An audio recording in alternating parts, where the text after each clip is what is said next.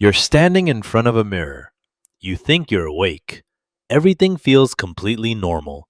So you lean in close, testing the glass like it's a door. For a second, it ripples. Not like water, like it's deciding what to show you. Look closer. The face in the glass isn't quite yours anymore. Blurred eyes. A stranger wearing your features. Something that shouldn't be smiling back at all. Building an accurate reflection takes real computing power.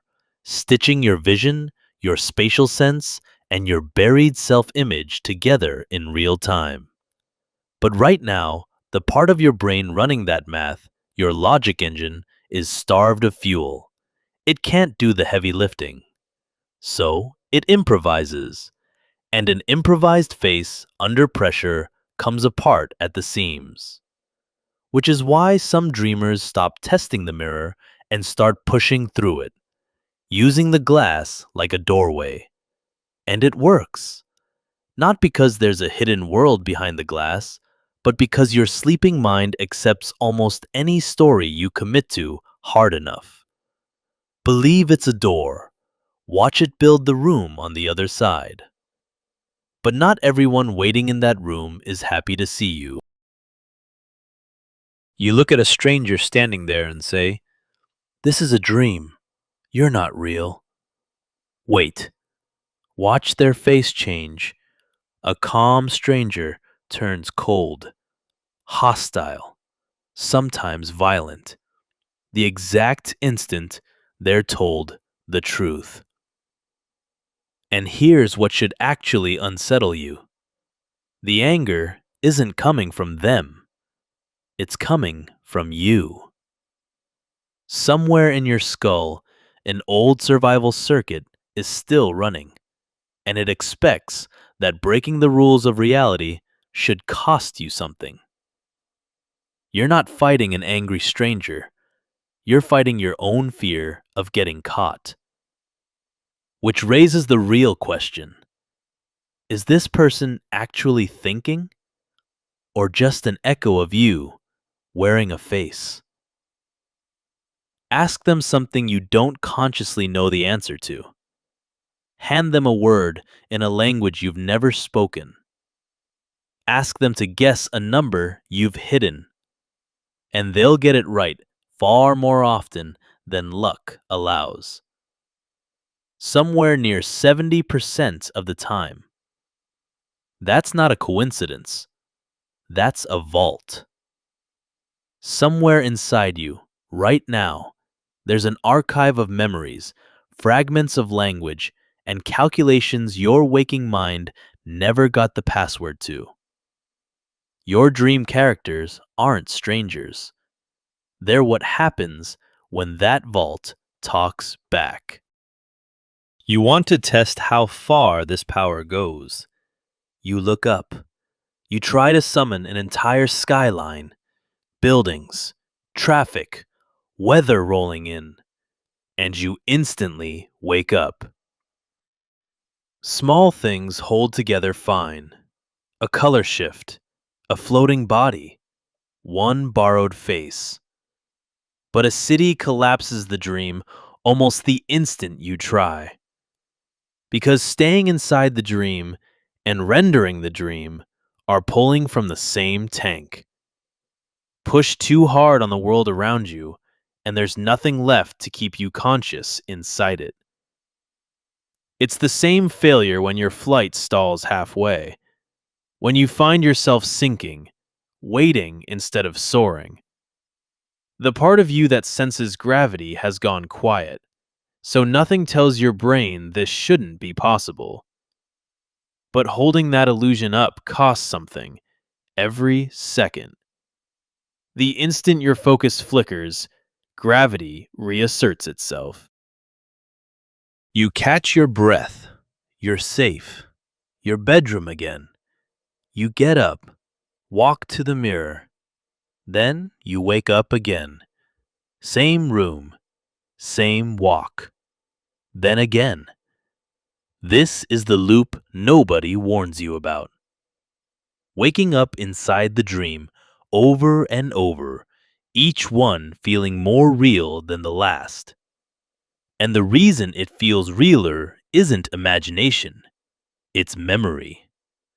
Your body is running its actual morning routine off muscle memory, while the part of you that should be checking for mistakes stays completely offline.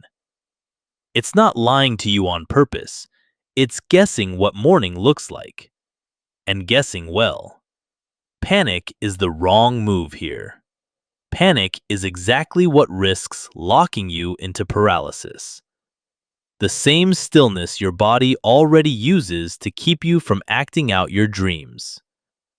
The way out is smaller than you'd think. Try to read something. A digital clock is the fastest tell. You look at it, 8:51. You look away. Look back. It's gibberish now. Holding 4 steady digits in place requires a kind of precision your dreaming brain simply doesn't have fuel for. It's the first thing that breaks. Every time. So you catch the glitch. You're lucid. In control. Or are you? You reach for a light switch. You flip it. Nothing happens. You flip it again.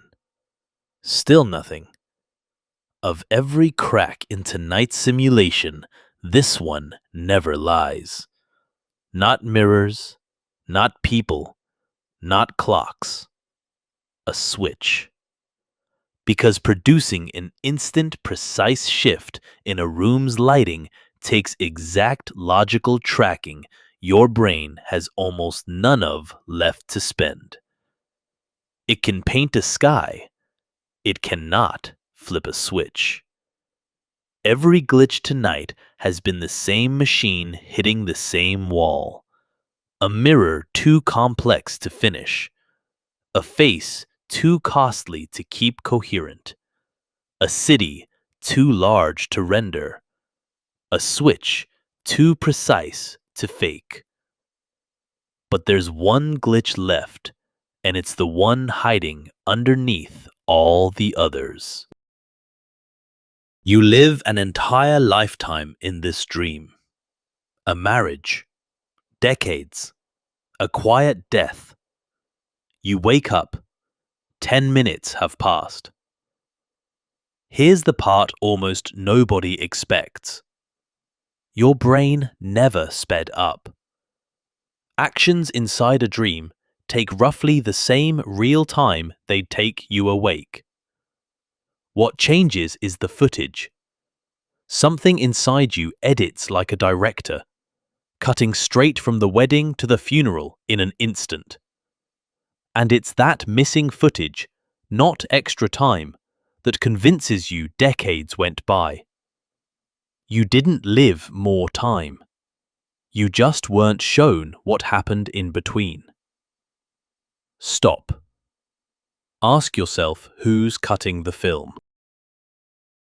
Because every mystery tonight, the mirror, the hostile stranger, the collapsed city, the failed switch, was never really about mirrors, or strangers, or cities, or switches. It was about a system, deep inside you, deciding in real time what you're allowed to witness and what gets left on the floor of the editing room. A system with access to a vault you don't have the key to. A system that can build an entire world from memory, run it for hours, and never once let you catch it working. You call that system you. But tonight, it built a mirror that lied. A stranger who knew things you don't. A city too heavy to hold. And a lifetime compressed into 10 minutes. All without asking your permission. And it's building tonight's dream right now. So the next time you reach for a switch and the room stays dark, don't relax. That's not a glitch. That's the only moment all night the machine forgot to hide the seams.